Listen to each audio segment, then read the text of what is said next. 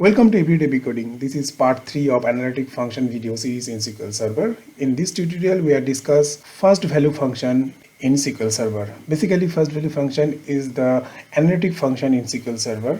This video series is based on analytic functions. So people who are not watching my previous two videos, please watch those videos before watching this video. Okay, analytic function in SQL Server operate on the set of rows. Those functions return a group of rows that can be further analyzed. Basically, first value analytical functions retrieve the first value from the specific column or the record that have been stored using the order by clause. That means within a particular record sets, I am passing as a parameter of the specific attribute name, and I am passing this name attribute as a parameter of this particular function first value. So first value individually generate a specific attribute, that means a specific column. This particular value will be appear on all the column sets. So first value function will be take as a particular attribute name. After that, we are using over keyword. This over keyword take three things as a parameter. First parameter is partition by clause, second parameter is order by clause, and third parameter is rows range clause. So partition by clause and rows range clause are optional. So that's why it will be enclosed by third bracket, but order by clause is mandatory. Most of all analytical functions, order by clause is mandatory. In my query, this first value function will take the particular product name whose price value is minimum. That means 15,000. So if I'm using descending within this particular order by clause, in that case, first value function will take the max product price name. Within my result set, max product price name is BMW G300R, and the price of this particular product is 50,000. So this product name will be appear on this particular column if I am using order by descending. We are use the partition by clause. Partition by clause is not a mandatory. Partition by clause divide the result set produced by the form clause into the portion to which the function is applied. If not specified, this function treat all the row of the query result sets as a single row. So obviously, in my query, I am not using partition by clause. So that's why all the record on the particular tables will be treated as a single record set. Rows and range clause further limit the rows within the partition by specifying start and end point.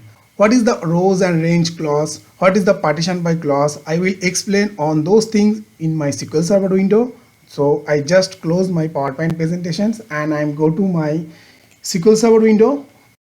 So within this table, basically 6 columns are there. First column is ID. Obviously, it is a primary key column. Second column is the product name, that means bike name.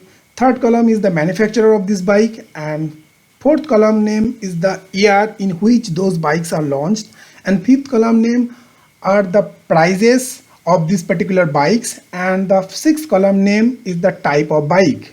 That means there is a two types of bikes are there, normal bikes and super bikes. Okay, so based on these records, I am executing the first value analytic function, and this first value analytical function take as a parameter of a particular column name and over keyword. This over keyword I am putting partition by type, that means two types of bikes. Obviously this record set will be divided by two sets by type because two types of bikes are there, and order by price, and I am not using any descending order. That's why the SQL Server, it will be treated as a ascending order. So based on this order by clause, the result of this particular first value function will be generated. So if I am execute this particular query, you can see this record set will be divided by two parts. The first part will be starting from row 1 to row 7, and the second part will be starting from row 8 to row 12. That means those are super bike. Okay, so based on these two sub partition, this first value function retrieve the minimum price product. So within this second partition, Yamaha MT-09, this price is 17,000. This is the lowest price. That's why EMI MT09 will be appear on those particular section of this column. Okay, that means second partition. If I am looking for first portion of this result sets, that means normal type of bikes, first subcategory 1900 is the lowest price. So Yamaha MT15 is the lowest price bike, and Yamaha MT15 will be appear on this portion of this particular column. So if I am not using partition by type clause, in that case first value function treat all those records as a single record sets. Okay, so now I am explain another things, that means the third parameter rows underscore range clause. So what is rows underscore range clause? So within my SQL Server window you can see this rows between unbound precedings and unbound following. So what is the unbound precedings and what is the unbound following? Unbound precedings means whenever you execute a particular query, some record cell will be returned from this particular query. So the first row of this particular record sets always unbound precedings, and the last row of this particular record set is always unbound following. So unbound following and unbound preceding, I hope unbound preceding concepts and unbound following concepts are clear right now. So unbound precedings is the first row and unbound followings is the last row, but in our SQL Server by default it will be treated as a rows between unbound precedings and current row, not the unbound following. So it will be treated as a unbound precedings means current row, and it will be treated the last endpoint, that means current row by default in SQL Server.